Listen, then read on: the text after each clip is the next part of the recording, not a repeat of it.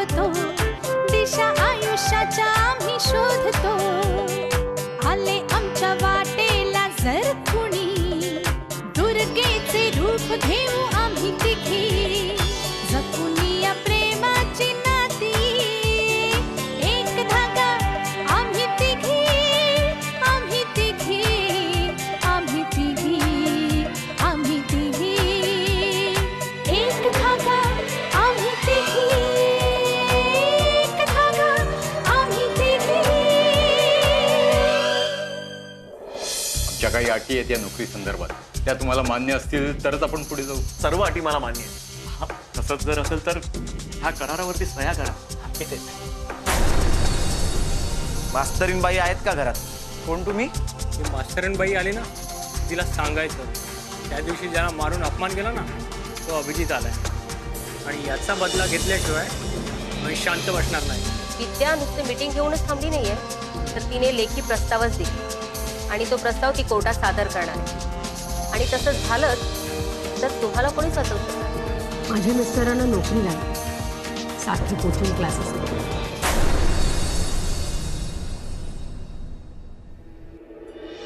अगं ती तुला म्हणत होती ना चल म्हणून, मग तू का नाही गेलीस तिच्या बरोबर? नाही नाही, मला ना त्या कार्टी सोबत कुठेही जायचं.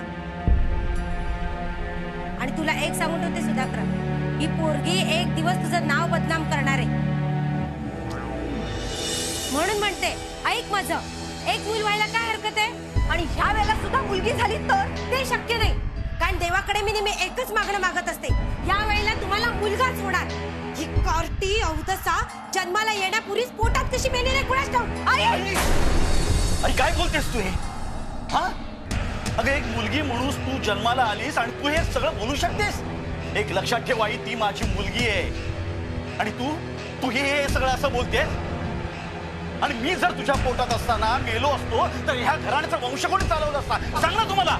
आम्ही दोघं तुला निक्षून सांगत होतो की आम्हाला दुसरा मुलगा नकोय, दुसरं मूल नकोय, पण तू ऐकायला मागत नाहीये.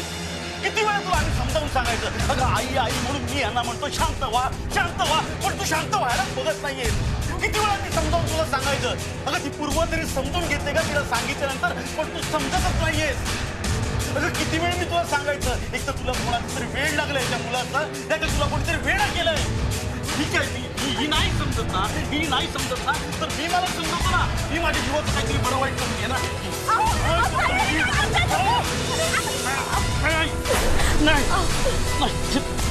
काय करताय? मला जगायचंच नाही.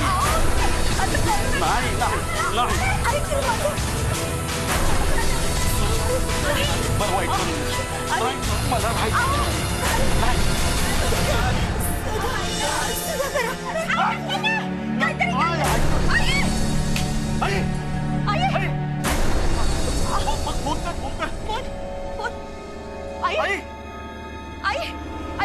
आई काय झालं?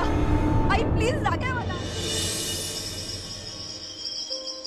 चला शुभम, पटापट बिस्किट खा आणि ज्यूस प्यायचं. हा आता बिस्किट घे. काय झालं बाळा, तू का रागवतो माझ्यावर एवढा? अरे असं काय करतोस, खा ना बिस्किट. अरे बाबा मला शाळेत जायला उशीर होतोय, खा ना. आता काय करू मी? हा ना एक तरी खा ना थोडं. बरं नाही देत बाबा तू. अरे बरं मला गाणं ऐकव बरं थोडस तरी खा. बघ ना ग, बिस्किट सुद्धा खात नाही, काही खात नाही. आपण ज्यूस पिऊयात. घे ज्यूस पितो. ज्यूस आवडतो तुला? घे बाळ माझा शाना. शाना बाळ. इतका वेळ मी त्याला द्यायचा प्रयत्न करते पण माझं ऐकतच नाहीये. तू आल्यावर लगेच ऐकलं तुझं. बघितलंस, तू त्याला ज्यूस दिलंस ना लगेच प्यायला. तू आपल्या जवळचं कोण आहे ते त्याला लगेच कळतं. असं काय बोलताय काकू? तुम्ही आई आहात ना त्याच्या? त्याला हे कळत असेल की नाही कोणास ठाऊक, कारण दिवसभर त्याच्या जवळ असणारी तूच त्याच्या जास्त जवळची आहेस. त्याला काय कळणार आहेत ग नाती? तो निरागस आहे. त्याला ना फक्त प्रेमाचं नातं कळतं. तू दिवसभर त्याच्या जवळ असतेस ना, म्हणून तूच त्याचं सर्वस्व आहेस. तसं नाही काकू, मला एक सांगा, जन्माला आलेल्या बाळाला कुठे नाती कळतात का हो? पण त्याला आपल्या आईचा स्पर्श, मायेचा उभारा हे मात्र नक्कीच कळत असेल. आणि त्यालाच ते आपलं विश्व मानतं ना. अर्थातच रक्तांच्या नात्यामध्ये एक अनामिक ओढ असते. खरंय तुझं. आणि मी बघते ना दिवसभर शुभम तुमच्या प्रेमासाठी किती आसुसलेला असतो. फक्त बिचाऱ्याचं दुर्दैव एवढंच की त्याला बोलता येत नाही. आणि तुमचं तरी कसं लक्ष लागत असेल नाही कामामध्ये. म्हणतात ना घार हिंडे आकाशी चित्त तिची तिलापाशी. खरंय तुझं म्हणणं. आपण बायकांनी कितीही उंच भराऱ्या मारल्या ना तरी आपला जीव मात्र आपल्या पिलातच गुंतलेला असतो. खरंय तुमचं काकू. तुमच्याकडे आल्यानंतर मला फार बरं वाटतं. हो, पण आम्ही मात्र याचा गैरफायदा घेतलाय. हा, काहीतरी काय बोलताय काकू. कसला गैरफायदा. उलट मला ना खूप आवडतं शुभम बरोबर आहे. तसं नाही ग. अगं तुझा अभ्यास तुझी कामं सगळं सोडून तुला इथे शुभम जवळ बसावं लागतं ना, म्हणून म्हटलं ग मी. हल्ली रक्ताच्या नात्याची माणसं सुद्धा कुठे करतात एवढं काही कोणाचं. म्हणूनच प्रेमानं जोडलेल्या नात्यांना तितकंसं महत्व आलं असावं. किती छान बोलतेस ग तू. मग तुमच्या सहवासात राहून मी एवढंही शिकणार नाही का. पण माफ करा आम्हाला. अगं आता यांना सुद्धा नोकरी लागली.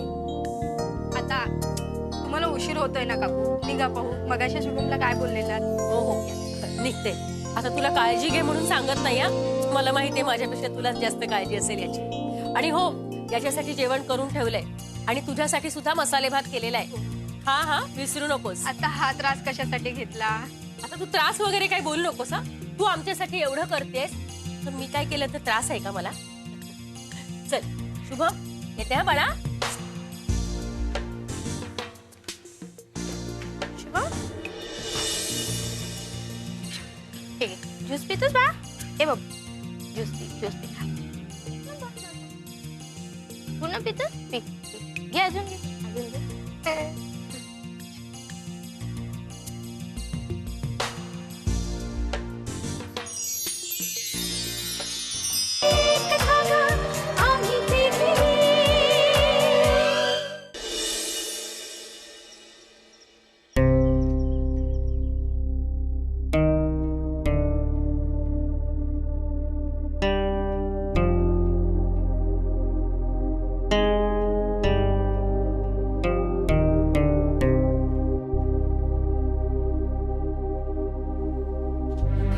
डॉक्टर, काही काळजी करण्यासारखं नाहीये ना. नाही तसं काही नाहीये. पण आता मात्र काळजी यांची घ्यावी लागेलच तुम्हाला. कारण मानसिक त्रासामुळे कदाचित त्यांचा बीपी हाय झाला होता. आणि हो, डोंट वरी, हळूहळू नॉर्मल होईल ते. नाही डॉक्टर, म्हणजे ती आता व्यवस्थित आहे ना. नाहीतर मग आपण तिला हॉस्पिटलमध्ये शिफ्ट करायचं का. नाही नाही नाही नाही, त्याची काही गरज नाहीये. त्या अगदी बऱ्या होतील. पण बरं मला एक सांगा, तुमच्या घरी काही ताणतणावाचं वातावरण वगैरे आहे का. असेल तर शक्यतो टाळा. कारण या वयात असा त्रास होणं म्हणजे मृत्यूला आमंत्रण देण्यासारखं. नाही माफ करा डॉक्टर, पण घरातल्या सर्व गोष्टींचा तिच्या मनावर इतका खोलवर परिणाम होईल असं वाटलं नव्हतं. खरं तर नको त्या वयात नको त्या गोष्टीचा हट्ट करत होतो. आणि मग सॉरी, पण डॉक्टर मी हे तुम्हाला का सांगतो. नाही हरकत नाही. आपण यापुढे मात्र नक्की काळजी घेऊ. आणि कसं आहे माहितीये का, अहो आनंदी असणं हे खरं निरोगी असण्याचं लक्षण आहे. म्हणून तर मी माझ्या पेशंटना नेहमी सांगत असतो, आनंदी राहा, म्हणजे कोणीही आजारी पडत नाही. बरोबर आहे तुमचं डॉक्टर. पण काय आहे की आनंद असा कोणाकडून उसना घेता येत नाही ना. त्याची निर्मिती खरं तर मनातच व्हावी लागते. पण प्रयत्न मात्र नक्की करू डॉक्टर. आम्ही तिची योग्य ती काळजी घेऊ. बरं, ही औषध आहे ती आज रात्रीपासूनच सुरू करा. आणि हो, यांना जरा जास्त टेन्शन घ्यायला लावू नका. येतो.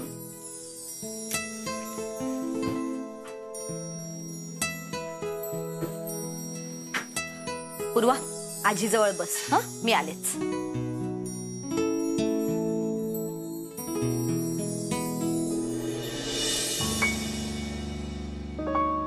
हा डॉक्टर, तुमची फीस. हो थँक्स. आणि हो, काही वाटलं तर मला लगेच कळवा. Take care.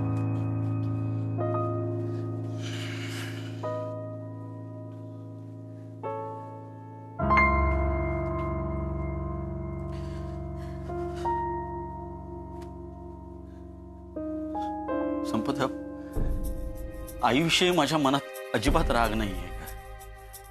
ती माझी आई आहे, मग मला तिचा कसा राग येईल? मला खरंच ना तिला दुखवायचं नव्हतं. संपदा, माझं खरंच काही चुकलं का? अहो, काहीतरीच काय, तुमचं काहीही चुकलेलं नाही. नाही, तू मला बरं वाटावं म्हणून असं बोलतेस. आज आईला काही बरं वाईट झालं असतं ना तर मी माफ करू शकलो नसतो बस स्वतःला.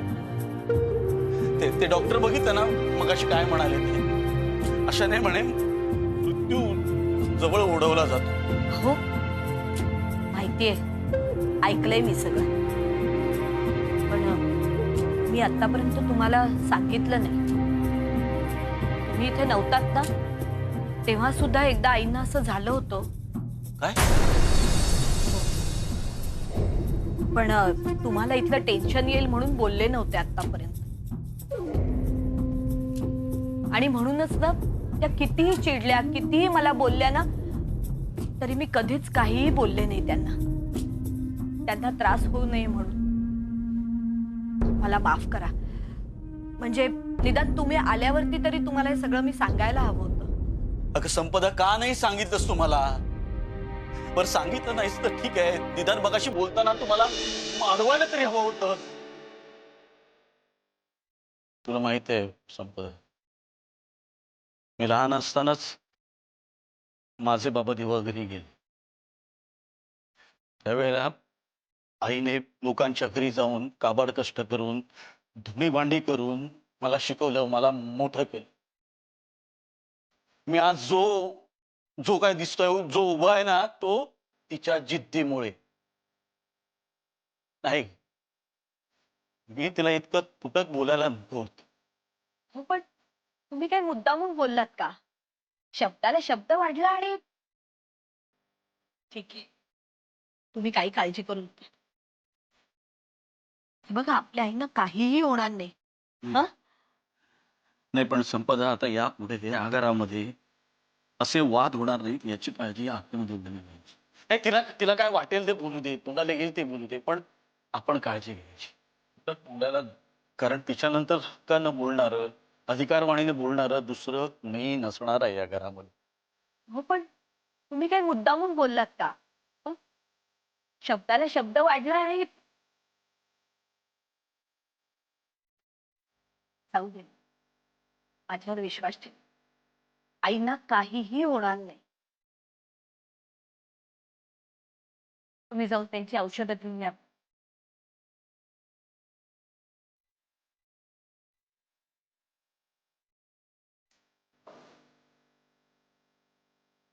माणसाला आपला मृत्यू अटळ असतो हे माहिती असून सुद्धा किती हव्यास असतो नाही. कोणाला पैशाचा, तर कोणाला नातवाचा. सगळं काही क्षणाचं, पण जीवाची किती वणवण. देवा, आता तूच सांभाळ रे बाबा. आता तरी कळू दे.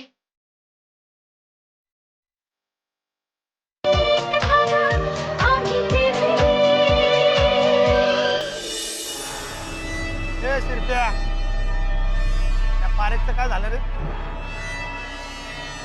त्याची बी अजून वसुली आली नाही. आई, त्याचा टेंडर पास नाही व्हायला बोलला तू.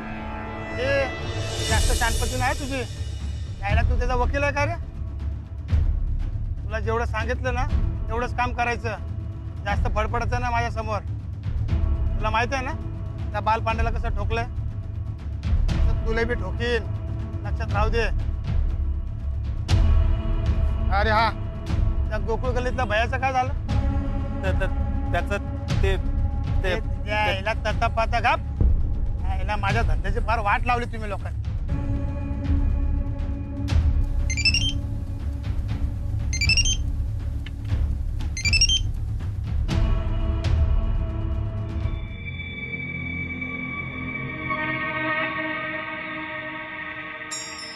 बोल माधव. सुपारीचं काय झालंय विचारायलाच फोन केलाय. ए, आवाज खाली. त्या सत्याच बोलतो, कळलं का? समोर त्याचा सत्यानाश केला बिगर राहणार नाही मी. एकदा सुपारी घेतली ना मग काम होणार कळलं तुला? माणसं पाठव. तो आता कशाला? हे बघ, यामध्ये कुठेही आमचं नाव नको आणि आमची माणसंही नको आहेत. ए काम करायला माझी माणसं आहेत, कळलं का? तुझा माणूस लागेल. त्या पोराला समोर समोर दाखवायला नको का? पण फोटो दिलाय ना तुला. ए सांगितलं तेवढंच कर. फोटोवर मिस्टेक होऊ शकते. लहानपणा करू नको जास्त. बरं, पाठवतो. कधी आणि कुठे? सकाळी 10 वाजता अभिनंदन हॉटेल. आणि हो, पैसे डबल. का? कशासाठी? माझ्या पोराने पुरी हिस्ट्री काढली तुझी, कळलं का? नाही ना, वार्षिक 5 लाख टॅक्स भरतो तू आणि आम्हाला पैसे द्यायला प्रॉब्लेम आहे तुला. आमची सुपारी चिंदी. 50,000 परत पाहिजेत मला. कधी पाठवतो? ठीक आहे, पण काम उद्याच पाहिला पाहिजे. आणि तुझं काम 100% होणार. फोन ठेव.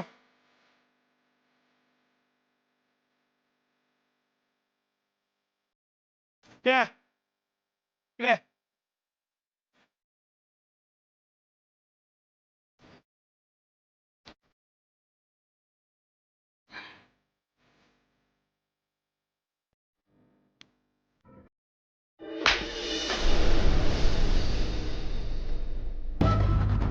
कळलं तुला कशाला मारलं?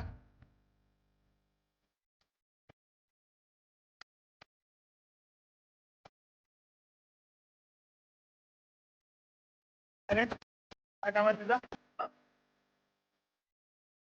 भाई मी अभिजित देसाई. मी फोन केला होता तुम्हाला. मॅटर काय तुझा?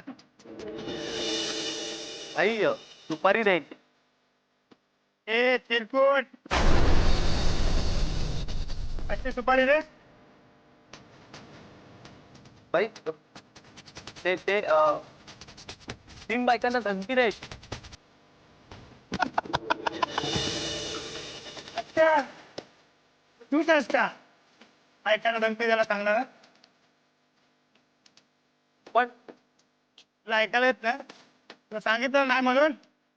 ए शिरप्या, या कानाखाली जशी वाजवली ना, त्याच्या कानाखाली वाजव. चला अरे चल. भाई सॉरी भाई चल आपण आहो. चल चल चल चल. भाई सॉरी भाई. चल.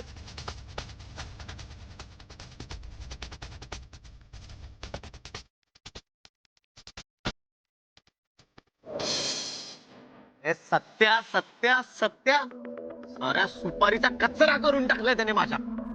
कचरा काय? फुटबॉल की जरा लात मार के उछाला हम तीनों को. कम से कम हमारी बात तो सुन लेता है. कशाला ऐकेल तो? नोकर लागे आपला तो. अरे चूक केली आपण तिकडे जाऊन. अरे चूक काय केली? त्याला सुपारी द्यायला गेलो होतो ना आपण. हा, ते काम आहे त्याचं. ती चूक केली. अरे त्याने आधी नाही सांगितलेलं, कशाला परत गेलो? अरे तो काय चिंदी चोर आहे काय गल्लीतला? आपल्यासारखे 56 लोक त्याला सुपारी द्याल तिकडे. तरी नशीब कानाखाली नाही मारले त्याने, नुसतं हाकलून दिलं. मॅडमचं काय करायचं? आता तुम्ही काहीच नाही करायचं. जे काय करणार आहे ना ते मीच करणार. आपण त्या मास्तरणीच्या घरी जाऊन आलो आणि ती घरात नव्हती हे तिच्या मुलाने तिला सांगितलंच असेल, तर आपला टार्गेटच वेगळा आहे. म्हणजे रे, आपण जेव्हा तिच्या घरी गेलेलो तेव्हा तिचा मुलगा होता ना, तो हिरो, खूप शहाणपणाच्या गोष्टी करत होता, खूप संस्कारांच्या गोष्टी करत होता. त्याला आता संस्कार शिकवण्याची वेळ आहे. तो संस्काराच्या गोष्टी करत होता, तुझा अर्थ त्याला अंतिम संस्काराला पाठवायचा नाही ना? एवढं काय टोकाचं घेऊन बसलास? अंतिम संस्कारांना नाही पाठवायचंय, पण अंतिम संस्कारांच्या दारात पाठवायचंय. अरे हो हो, शांत हो, डोकं शांत ठेव जरा. अरे आत्ताच तर आग पेटलीये, तू शांत व्हायला सांगतोय? शांत हो. अरे नाही रे, नाही, खूप वेळ झाला आता. साला आतापर्यंत ठोकून मोकळा झालो असतो त्याला. मी माझ्या काळजाची आग आहे ना, असा थंडा पिऊन शांत नाही होणार आहे. अरे ते हिरोईन बघ तिकडे येऊन बसलेत.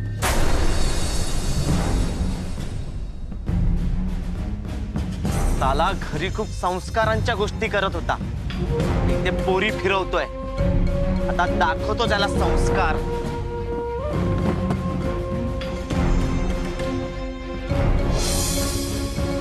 अरे घरी खूप संस्कारांच्या गोष्टी करत होतास. ही कोण बहीण तुझी? माझ्या आईचा हातचा मार खाल्लास तरी अजून सुधारला नाहीस तू. सुधरवायला चालू आहे, मग कळेल त्या मास्तरणीला. ए तुझ्या या घाणेरड्या तोंडात माझ्या आईचं नाव काढायचं नाही. हे तुझी आई काय झाशीची राणी आहे काय?